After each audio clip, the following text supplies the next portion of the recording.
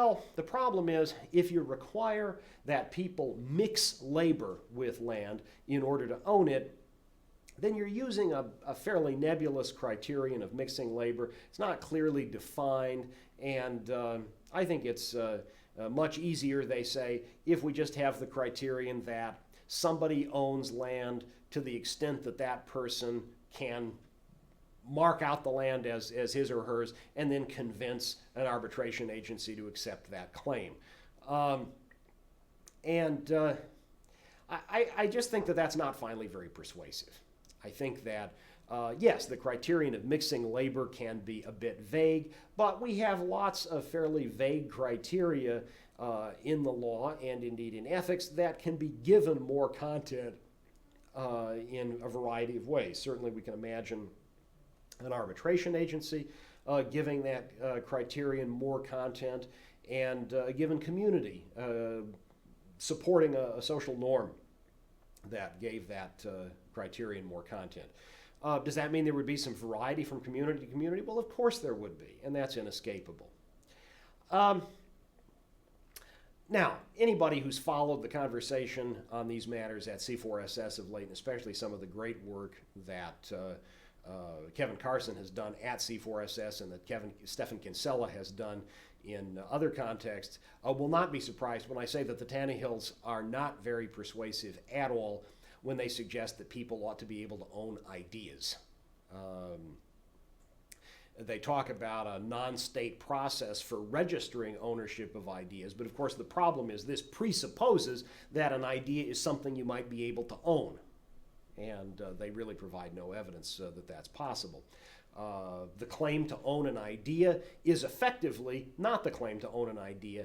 It's effectively the claim to be able to limit other people's use of their property and to limit the use to which they can put their labor. Okay? So it's the claim that I have this idea, but you can't realize that idea in a machine that you make with your own property and your own skill and so forth. Now, obviously, this doesn't rule out a variety of contractual ways in which people might limit access to information, require compensation for use of that information, and so forth.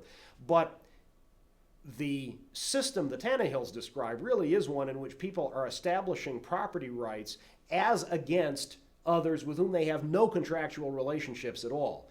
And I think it's clear that there's a serious problem there. That is, they want to be able to shut down the activity of people with whom they have no contractual relationships when those people, quote, infringe on their intellectual property. And I think that that's just a mischievous notion that clearly does give the person who registers a, quote, intellectual property claim the purported right to take over other people's property and other people's labor.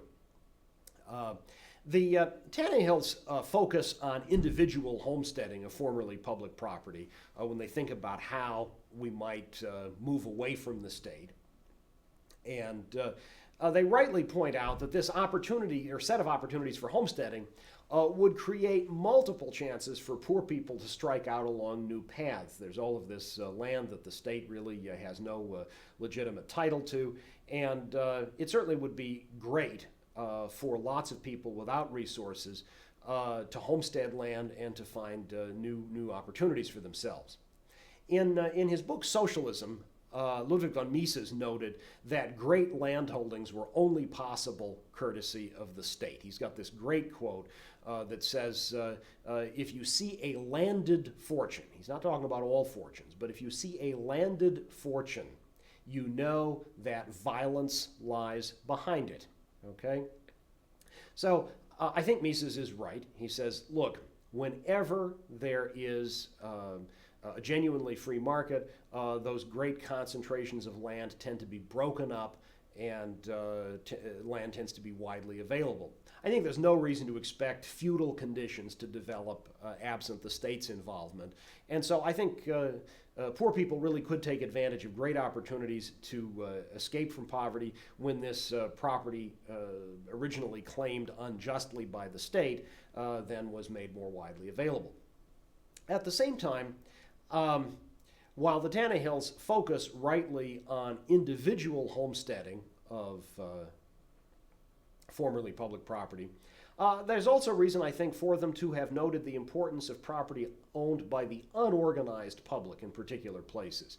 So we might imagine, for instance, the people who live in a particular village sharing a common that they might use for grazing, as in the Europe that obtained before the enclosures that, for instance, devastated so many lives in England in the period before and at the beginning of the Industrial Revolution. So Roderick Long has discussed this topic, and I think in a very helpful way, and it's well worth looking up Roderick's discussion. The bottom line is, though, that individual homesteading makes perfect sense, but we can easily imagine how a stateless legal system could also make room for groups of people with clear associational identities, but also unorganized groups of people to collectively own pieces of property. This isn't about every single person in the universe owning the property, but about all of the people, let's say, in a particular village or neighborhood. The Tannehills are right, I think, to emphasize that a good property rights system would enable an effective response to the problem of pollution. Pollution is a tort, right? Pollution involves battery and trespass as particles make their way across property boundaries and injure folks, and of course the serious public health damages that result from pollution clearly count as personal injuries of a kind that a good tort system would take account of. In our society, this is often limited by the fact that there are legal protections for polluters that say, in effect, well, if you're behaving in a manner that's consistent with this or that state regulation, then there's no reason you need to be concerned about tort claims, and the tort claims are preempted. But obviously, in a stateless society, there's no preemption of this kind that we can expect to see. And so tort claims really could provide an effective remedy for people without the state getting in the way when pollution caused property damage or personal injury. Now, one thing I would say, the Tannehills suggest that when people move into already polluted areas, they are accepting the pollution levels in those areas as legitimate. They're consenting to average pollution levels, and so if they want to sue, they're going to be able to sue only when the pollution levels increase over those minimum. The problem, however, is that those pollution levels reflect, I think pretty clearly, tortious actions that may not have been remedied yet. And so it seems to me that the Tannehills would be right if there were already in place legal agreements by property owners and polluters accepting those levels. But if the polluters instead were simply flooding harmful particles into particular areas across people's property lines, and haven't, in fact, had the chance to be challenged in court, haven't reached any legal agreements with existing property owners, then I don't think it's fair at all to say that somebody buying a new property in an area that's subject to pollution under those circumstances is in any way required to accept the existing pollution level as non-tortious. A further observation about the Tannehills' generally helpful discussion here, I'm not convinced by the notion that wildlife should be thought of as property. Now, this is quite a common view among many natural law theorists, from people like Aquinas all the way to Rothbard, and this isn't the place to argue about it.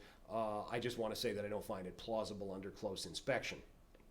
I do think, though, that the Tannehills are in general right, that a property regime in which everything, every piece of property, everything that can legitimately be owned, whether or not we think, for instance, wildlife can be, is the responsibility of someone in particular. That kind of regime where everything is the responsibility of someone in particular can help to ensure that resources are treated carefully and responsibly. And I think they are similarly right that property rights foster autonomy, prevent conflict, and help people to coordinate their actions. We will continue to learn from their elaboration of a property rights-based model of social interaction as we continue our conversation about their book.